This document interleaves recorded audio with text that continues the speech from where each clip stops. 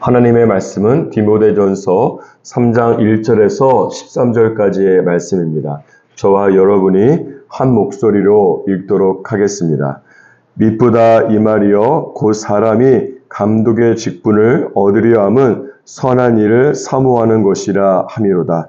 그러므로 감독은 책망할 것이 없으며 한 아내의 남편이 되며 절제하며 신중하며 단정하며 나그네를 대접하며 가르치기를 잘하며 술을 즐기지 아니하며 구타하지 아니하며 오직 관용하며 다투지 아니하며 돈을 사랑하지 아니하며 자기 집을 잘 다스려 자녀들로 모든 공손함으로 복종하게 하는 자라야 할지며 사람이 자기 집을 다스릴 줄 알지 못하면 어찌 하나님의 교회를 돌보리요. 새로 입교한 자도 말지니 교만하여져서 마귀를 정죄하는 그 정죄에 빠질까 하며 또한 외인에게도 선한 증거를 얻은 자라야 할지니 비방과 마귀의 올무에 빠질까 염려하라. 이와 같이 집사들도 정중하고 일구이연을 하지 아니하고 술에 인 박히지 아니하고 더러운 일을 탐하지 아니하고 깨끗한 양심에 믿음의 비밀을 가진 자라야 할지니 이에 이 사람들을 먼저 시험하여 보고 그 후에 책망할 것이 없으면 집사의 직분을 맡게 할 것이요 여자들도 이와 같이 정숙하고 모함하지 아니하며 절제하며 모든 일에 충성된 자라야 할지니라. 집사들은 한 아내의 남편이 되어 자녀와 자기 집을 잘 다스리는 자일지니 집사의 직분을 잘한 자들은 아름다운 지위와 그리스도 예수 안에 있는 믿음의 큰 담력을 얻으니라. 아멘. 오늘 본문 말씀에 보면 교회 내의 직분인 감독과 지금의 장로를 말씀하는 것이죠. 감독과 집사의 자격에 대해서 말씀하고 있습니다. 1절 말씀해 보시면 한 사람이 감독의 직분을 얻으려고 하는 것은 선한 일이라고 말씀하고 있습니다.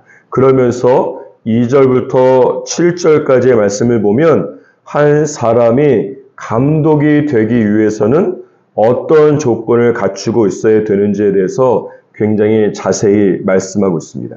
사도 바울은 2절부터 7절까지의 말씀을 보면 15개나 되는 조건을 제시하고 있습니다. 감독이 되고 싶어 하던 사람들 대부분이 만약에 이 15개의 조건을 본다면 많이들 포기하지 않았을까 싶습니다. 만약 이 조건들을 지금 저와 여러분의 교회에 엄격하게 적용한다면 현재 감독의 직분에 있는 많은 분들이 사임하지 않을까 싶습니다. 이것은 그만큼 지금 한국 교회에서 직분자가 되는 조건이 어떤 부분들은 세상과 하나도 다를 바가 없이 돈을 많이 내야 된다거나 돈이 많이 있어야 된다거나 또는 세상보다 더 낮은 수준인 것을 말씀하고 있는 것입니다. 극소수이기는 하지만 아직도 몇몇 교회에서는 직분자가 되기 위해서는 헌금이라고 하는 명목으로 돈을 내야만 직분을 받을 수 있는 구조입니다. 그렇다 보니까 어떤 분은 교회에서 이 헌금을 내야 된다는 말을 들었을 때에 일시불로 낼 수가 없기 때문에 할부로 낼 수 있느냐라고 질문을 하기도 하는 것이에요. 그래서 직분을 감당하고 싶어도 헌금 명목에 돈을 낼 형편이 되지 못하기 때문에 직분 받기를 거절하는 경우도 심심치 않게 볼 수 있습니다. 제 자신이 먼저 한국교회의 목회자라고 하는 직분자로서 하나님 앞에 자격 미달인 것을 회개하기를 원합니다. 또한 성경에 기록된 직분자의 조건과는 별 상관이 없는 세상적인 관점으로 직분자를 세운 것은 아닌가 또 하나님 앞에 회개하기를 원합니다. 다시 본문 말씀으로 돌아와서 2절에서 7절까지 기록된 감독이 되기 위한 15개의 조건들은 한마디로 말하자면 행함이 있는 믿음이 있는가 하는 것이에요. 야고보서 2장 18절에 기록된 것처럼 믿음이 있다고 교회 내에서 자타공인 말하고 있는데 그 믿음을 보여주고 증명할 수 있는 행함이 있는가 하는 것이죠. 오늘 본문 말씀은 크게 세 가지 영역에서 믿음의 행동이 있는가를 살펴볼 것을 말씀하고 있습니다. 첫 번째 영역은 어디인가 하면 가정이라고 하는 영역입니다. 2절 말씀에 보면 무엇보다 한 아내의 남편이 되어야 된다고 말씀하고 있습니다. 이 구절이 감독의 자격에도 기록되어 있고 집사의 자격 부분에도 기록이 되어 있습니다. 너무 기본적인 것인데 한 남편과 한 아내가 가정을 이루고 있는 것이 교회 내에서도 무너져 있는 것을 보여주는 것입니다. 이 구절이 최근 더 중요해지는 이유는 무엇인가 하면 동성끼리 결혼하는 경우가 많아지고 동성 결혼이 몇몇 나라에서는 합법화되고 있기 때문에 그렇습니다. 한 아내의 불륜남도 아니고 한 아내와 썸 타는 남자도 아니고 한 아내의 한 남편으로 살아가시기를 주님의 이름으로 축복합니다. 또한 4절과 5절에 보시면 감독은 무엇보다 자기의 집을 잘 다스려서 자녀들로 하여금 복종하게 하는 자로 양육했는지 말씀하고 있습니다. 여러분, 자녀들이 부모에게 기쁨으로 복종한다는 것은 무엇을 말씀하는 것인가 하면 그것은 그만큼 부모가 가정에서 자녀를 사랑하고 존중해주고 하나님의 사랑을 잘 보여준 것을 증명하고 있는 것입니다.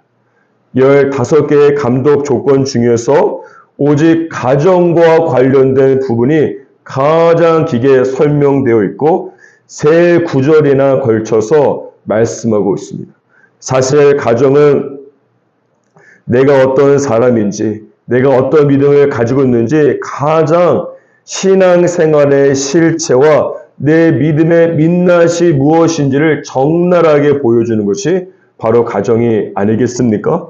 그렇기 때문에 가정이야말로 사실 믿음대로 가장 살기 힘든 영적 전쟁의 최전선이고 믿음대로 살지 못하면 내 가족 안에 있는 사람들이 교회를 다니지 않기 때문에 미전도 종족이 존재하는 것이 또한 가정이 되는 것입니다.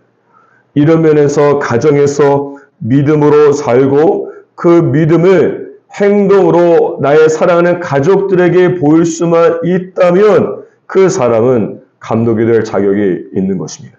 이런 의미에서 오늘 본문 말씀 5절에 본다면 사람이 자기 집을 다스릴 줄 알지 못하면 어찌 하나님의 교회를 돌보리오라고 말씀하고 있는 것입니다. 그렇다면 두 번째 영역은 무엇입니까? 마음이라고 하는 영역입니다. 이것은 다른 말로 말한다면 내 정욕이 나를 지배하고 이끌어가고 있는가? 아니면 내가 하나님의 말씀으로 나의 정욕을 지배하고 다스리고 있는가의 문제가 되는 것입니다. 하나님의 말씀이 아니라 나의 정욕이 내 마음을 다스리고 이끌어가게 된다면 2절에 기록된 것처럼 절제하지 못하고 신중하지 못하게 될 뿐만 아니라 3절에 기록된 것처럼 술을 즐기게 되고 사람을 구타하게 되고 관용하지 못하고 가는 곳마다 다투게 되고 돈을 사랑하게 되기 때문입니다. 첫 번째 영역에서는 가정의 영역에서는 가정에 하나님의 나라가 임하였는 것을 보았다면 두 번째 영역에서는 당신의 마음에 하나님의 나라가 임했는가를 보는 것입니다. 내 마음에도 임하지 못한 주님의 나라를 감독이 된다고 해서 교회에 하나님의 나라를 임하게 할 수는 없기 때문에 그렇습니다. 따라서 사랑하는 여러분, 나의 정욕이 내 삶을 이끌어가는 인생이 아니라 내가 주님의 말씀으로 내 정욕을 다스리고 통제할 수 있는 그런 하나님의 사람으로 살아가기를 주님의 이름으로 축복합니다. 세 번째 영역은 어디인가 하면 외인입니다. 7절에 보시면 감독은 외인에게도 선한 증거를 얻은 자가 되어야 된다고 말씀하고 있습니다. 여기에서 외인은 교회 밖에 있는 사람들, 다시 말하면 세상과 이웃을 말씀하는 것이에요. 이것이 중요한 이유는 교회 안에서는 누구라도 내가 믿음 있는 것처럼 행동하고 말하지만 교회 밖에서는 예를 들자면 성경책을 감추고 다니고 밥 먹을 때 식사 기도하는 것도 부끄러워하고 운전할 때는 교회 명찰 떼고 폭력 운전을 하는 사람들이 많기 때문에 그렇습니다. 직장이나 사회에서 억울하게 갑질을 당했는데 알고 보니까 그 갑질을 한 사람이 교회에 다니는 사람들인 경우가 적지 않습니다. 오죽하면 세상에서 착한 행동을 하는 사람을 보면 이 사람은 교회에 다니지 않나 보다라는 말이 있겠습니까? 이것은 어떤 한 개인의 문제라기보다는 저를 비롯한 많은 그리스도인들이 교회 내에서만 빛을 발하는 삶을 살고 교회 밖에서는 그냥 주저앉아서 빛을 감추고 살아가기 때문입니다. 이런 상황은 지금이나 당시나 마찬가지였던 것 같습니다.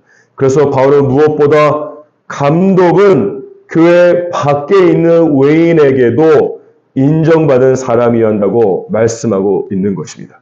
사도행전 11장 24절에 보면 바나바에 대해서 착한 사람이요 성령과 믿음이 충만한 사람이라 이에 큰 무리가 주께 더하여 졌다고 말씀하고 있습니다.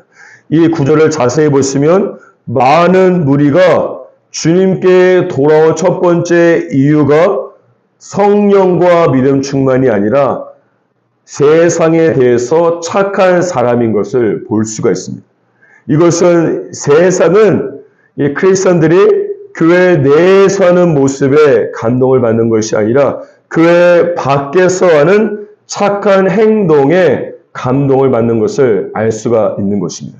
또한 누가복음 2장 52절에도 보면 예수 그리스도께서 하나님과 그리고 사람에게 사랑스러워져 갔다고 말씀하고 있습니다. 바나바도 그렇고 예수 그리스도 또한 교회 밖에 있는 사람들, 외인에게 선한 증거를 얻은 것입니다. 저와 여러분은 교회의 빛이 아니라 이 세상의 빛으로 부르신 하나님의 말씀에 순종하면서 이 세상 사람들에게 선한 증거를 얻을 수 있는 하나님의 사람과 직분자가 되기를 주님의 이름으로 축복합니다. 다시 본문 말씀으로 돌아와서 8절부터 13절까지의 말씀에서는 집사가 되는 조건에 대해서 말씀하고 있습니다. 여기에서는 9절에 기록된 한 가지만 살펴보도록 하겠습니다. 집사는 깨끗한 양심의 믿음의 비밀을 가진 자가 되어야 된다고 말씀하고 있습니다. 이 구절은 한국어 성경으로는 이해하기가 쉽지 않습니다. 메시지 영어 성경으로 보면 깨끗한 양심의 믿음의 비밀을 가졌다는 것은 자신의 직분을 이용해서 자신의 이익을 도모하지 않는 것을 말씀하는 것입니다. 자신의 직분을 이용해서 이익을 도모한다는 것은 쉽게 말하자면 교회 내의 직분을 일종의 권력으로 생각하는 것과 같은 것입니다. 예를 들면 교회 내에서 직분을 맡게 되면 하나님의 뜻이 아니라 내 뜻과 맞는 사람들을 여러분 모아놓고 나의 여론을 조성하고 교회에 대한 영적인 야당으로 행동하려고 하고 예수 그리스도의 제자를 만드는 것이 아니라 나의 사람들을 모으고 만들려고 하고 하나님의 영광이 아니라 교회 내에서 경제적 이권을 잡아서 사업적으로 이익을 보려고 하고 직분에서 나오는 하나님의 영적 권위로 하나님의 뜻을 사랑으로 사람들에게 권면하기보다 하나님의 뜻을 빙자해서 내 뜻을 강요하는 경우가 있는 것이에요. 이 모든 것들은 왕 중의 왕이신 예수님과 정반대되는 행동이 되는 것입니다. 마태복음 20장 28절에 보면 왕 중의 왕이신 예수께서 이 땅에 오신 것은 인자가 온 것은 섬김을 받으려 함이 아니라 도리어 섬기려 하고 자기 목숨을 많은 사람을 위한 대속물로 주려 함이라고 말씀하고 있습니다. 따라서 너무 기본적이지만 직분이라고 하는 것은 섬김의 자리이고 내가 죽고 다른 사람을 살리는 자리이지, 직분은 절대로 권력의 자리가 아니고 내가 살기 위해서 다른 사람을 억압하고 밟고 죽이는 자리가 아닌 것이에요. 그러므로 참된 권위와 참된 직분자는 어떤 사람인가 하면 요한복음 10장 10절에 기록된 것처럼 내가 섬기는 사람들에게 생명을 얻게 하고 더 풍성히 얻게 하는 사람이 참된 직분자가 되는 것입니다. 사랑하는 여러분, 여러분은 어떻습니까? 하나님께서 내게 맡겨주신 직분을 통해서 다른 사람을 섬기고 내가 죽고 다른 사람의 영적 생명이 더욱더 풍성하고 살아나게 하는 하나님의 권위자, 하나님의 직분, 하나님의 사람이 되기를 주님의 이름으로 축복합니다.